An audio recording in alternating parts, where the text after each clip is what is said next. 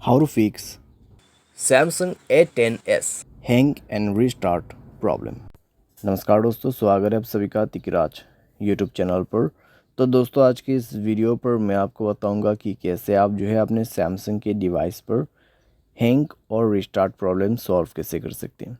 यहाँ पे दोस्तों क्या होता है, जब हमारे डिवाइस ठीक है हैंग हो जाते हैं तो वो अपने आप रिस्टार्ट हो जाते हैं। ठीक है, इस तरीके का प्रॉब्लम है ये।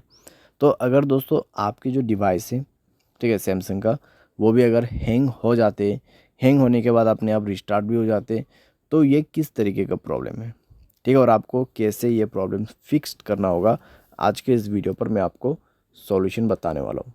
वीडियो को अंत तक देखिए, जो भी सॉल्यूशन मैं आपको बताऊँगा उसको फॉलो करें, आपका प्रॉब्लम सॉल्व हो जाएगा। ठीक है, वीडियो शुरू करने से पहले दोस्तों, अगर आपने चैनल को सब्सक्राइब नहीं किया है तो सब्सक्राइब करते हुए बेल आइकन को क्लिक करें। अगर आप ऑनलाइन पैसा कमाना चाहते हैं तो वीडियो डिस्क्रिप्शन पर आपको लिंक मिल जाएगा। किसी भी प्रॉब्लम के रिगार्डिंग पर आप हमें ट्विटर पर फॉलो करके मैसेज करें।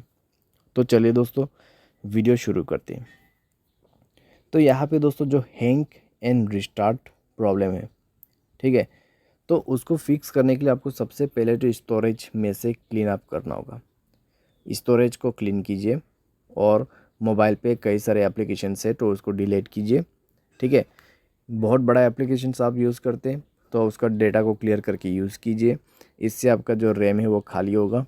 ठीक है, और कोई भी दोस्तों एप्लीकेशन जो कि बैड एप्लीकेशंस होगा उनको भी डिलीट कर दीजिएगा। बैड एप्लीकेशन जैसे कि कोई अननोन वेबसाइट से इंस्टॉल किया हुआ एप्लीकेशन, ठीक है, तो उनको डिलीट कीजिए और अपने स्पेस को फ्री अप कीजिए। उसके बाद माय फाइल्स पे जाए और यहाँ पे भी दोस्तों स्टोरेज को फ्री अप कीजिएगा। ठीक है, जब स्टोरेज आपका 40 to 30% एम्प्टी हो जाएगा, तब आप अपने मोबाइल सॉफ्टवेयर को अपडेट करेंगे। ठीक है, मोबाइल सॉफ्टवेयर को अपडेट करेंगे।